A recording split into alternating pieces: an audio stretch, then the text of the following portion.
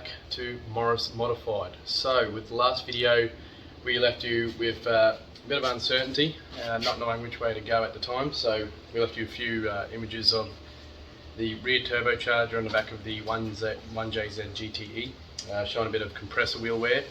At the time I actually thought it was dust contamination, or dust actually getting into the intake and sandblasting the outer blades of the compressor wheel, which is what you sort of see on, say, a worn aircraft jet engine. Over time the dust will wear away at the blades will get very, very noisy, or the vibration will start, and then in that point they'll need replacement. So same sort of thing I saw on this turbocharger, and then I pretty much thought dust contamination straight off the bat, which is not a good sign. I thought if they've gotten into the turbocharger, there is a chance that they may have entered the engine, and you know, at that point you're looking at probably damage to the actual compression or oil control rings, and that's not good at all. But yesterday I was able to pull the intake completely apart to have a good look inside the air filter here, and as I found, she was actually completely clean on the inside, so dust didn't seem to actually make it into the intake. It was actually oil. So as stated, there is a power steering leak, a rocker cover leak, a few little oil leaks all over the engine really, and what had happened was the serpentine belt was flicking that oil onto the actual air filter here, and because this is a K&N oil coated air filter, the oil has slowly but surely made its way through the filter, and sort of I'd say about a mist of oil over time has continuously been drawn into the intake system. And with the way the intake system, as you may have seen in the previous video, works, it sort of runs up and hits a joiner, but with the way that the intake sort of runs, it looks like most of the airflow was directed at the rear turbo, catching most of the oil, I'd say, and directing that to the rear turbocharger. So the rear turbocharger compressor wheel is damaged, so that needs to be rectified as soon as possible, and I've thankfully got myself a hold of some low kilometre, or stated low kilometre, about 130,000 kilometres I think, turbochargers here off a number 1JZ GTE. So I wasn't going to go a big turbo straight off the bat. Reason being is I still need to do a lot of testing on this engine. So if I was to go with a turbo upgrade of $4,000 to $5,000, that chews most of my money away, and then say I down the track and find that the engine needs a rebuild, I then need to direct my money at that. So my idea here is to put the second-hand set of turbochargers on there, get the engine running efficiently, properly, so not efficiently, but reliably, hopefully, and hopefully we can do some testing and see what needs to be done, and whatever I find I can redirect the money to. So if the engine does need a rebuild, I can then redirect the money to that.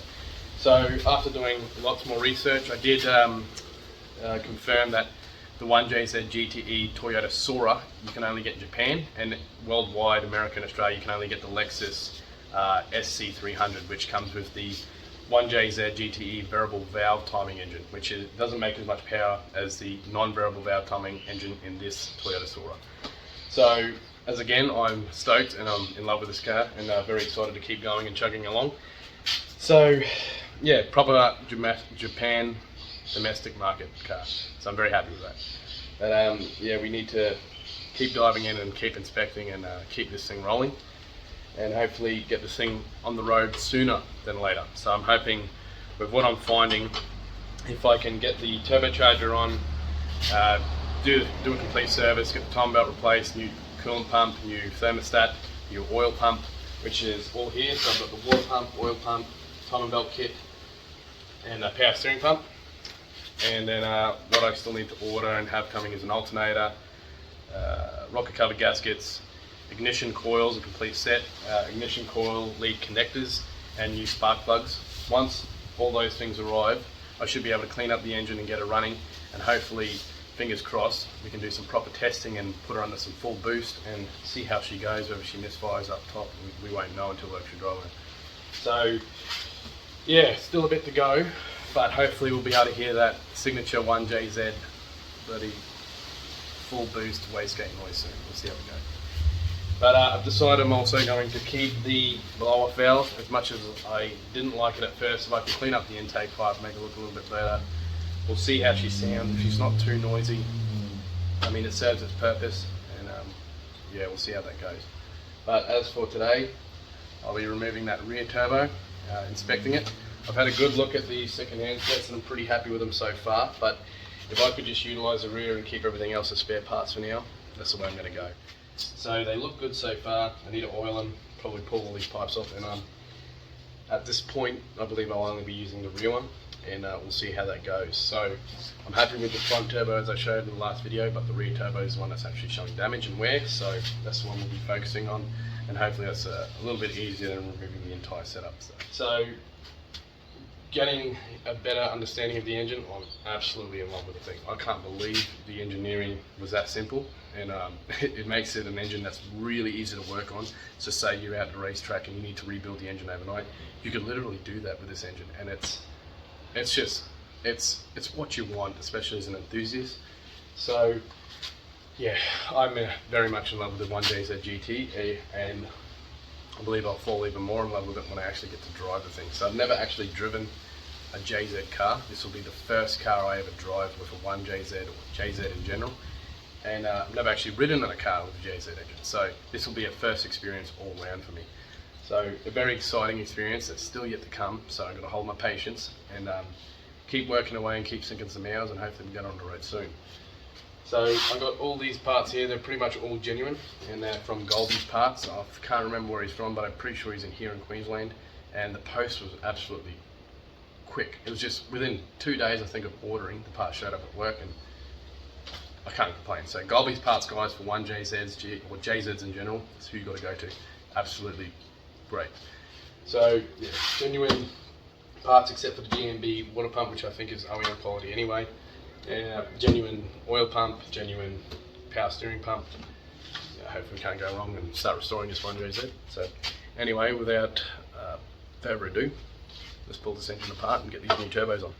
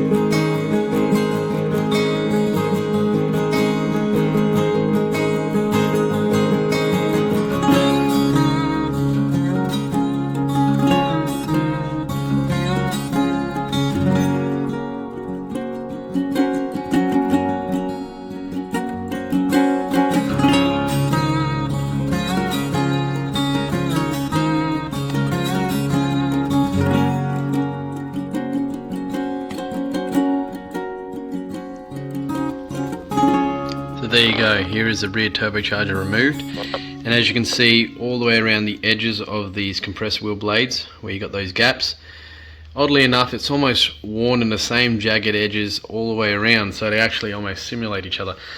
But it is actually not what you want to see in a turbocharger compressor wheel. So as I said, there doesn't seem to be enough play, or any, well, very minute amount of play, nowhere near enough to actually cause that to wear like that. And yeah, very strange thing to see. So as I said, I believe that's actually been hydro blasted by oil. So if you can see, if I can get a good enough shot here, if it can zoom in enough on that compressor wheel, I don't think it's going to focus, unfortunately. But you'll see that the actual compressor wheel is coated in a sort of a almost sludgy layer of oil. So this has probably been due to the exposure over a long period of time.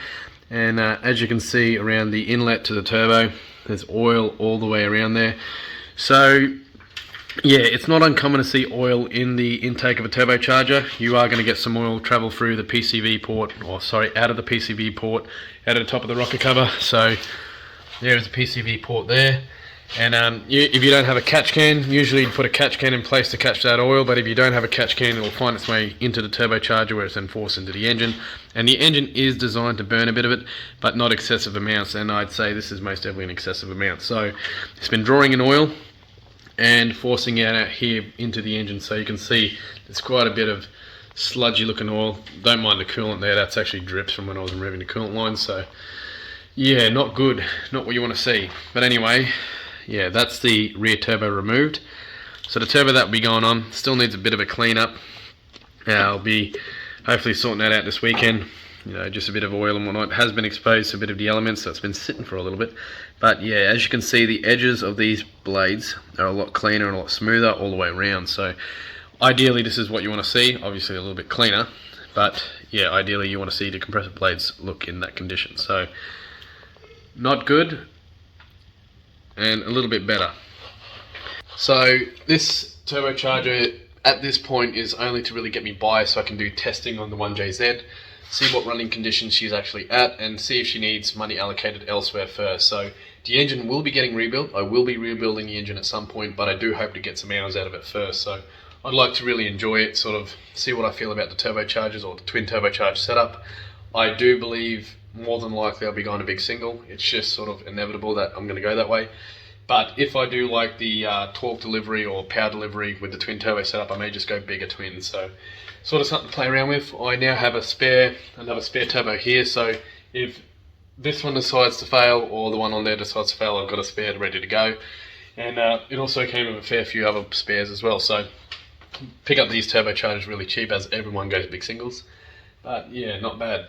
So if I do find the engine runs pretty well with the new turbocharger on and she's pretty reliable, I'll probably just leave them on for a while and get my money's worth out of them, and yeah, just sort of enjoy the car for a bit. So as for what's next, well, I've got to get, or I'm waiting for the turbocharger gaskets obviously before I can put this turbocharger back on. I could reuse the old ones, but with the coolant lines and oil lines I just don't want to risk it, and if I could get it right the first time, why not? As you can see, I can't wait to clean this engine up. She's been weeping and leaking from that rocker cover for a fair while by the looks of it, been neglected.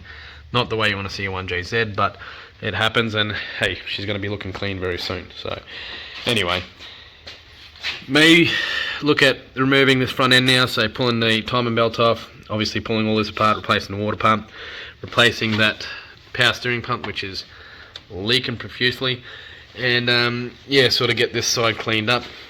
I do still need to do a bit of investigation to what this is. I think it's a fuel regulator, as it seems to travel down to the rail, but I'll have to do some more investigation. Haven't really looked into that just yet, but it doesn't look standard factory. I did find that this thermofan is a conversion. It originally comes with a clutch fan here, but that's been removed, and obviously with that removed you get a bit more engine response and it takes a load away from the engine. So yeah, but definitely a handy thing to do. I'm still yet to figure out whether it works or not. I haven't actually played around with it, but I don't like the way this thermo wire is looking.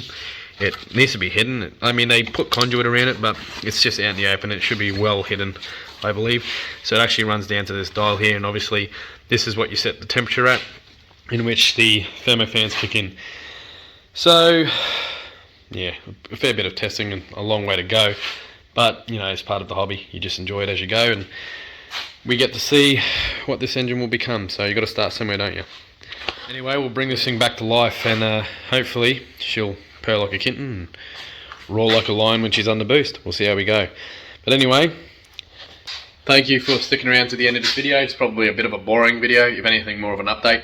I am still waiting for parts. The headlights and stuff are starting to show up for the nav, so hopefully I'll have that video up of the complete LED update on every light in this entire vehicle. So headlights, tail lights, side indicators, you can see in this video. The orange one there will be black and LED. And yeah, projector and fancy style headlights to come. So we'll see how we go. Hopefully that video will be up soon, and once those parts show up, I'll start wiring everything up together and give a tutorial. But really looking forward to seeing this thing roar and hopefully on the road. So anyway, that's Morris Modified for you. We'll keep chugging away and keep sinking some hours into this thing and hopefully get this 1JZ pairing again. See you in the next video.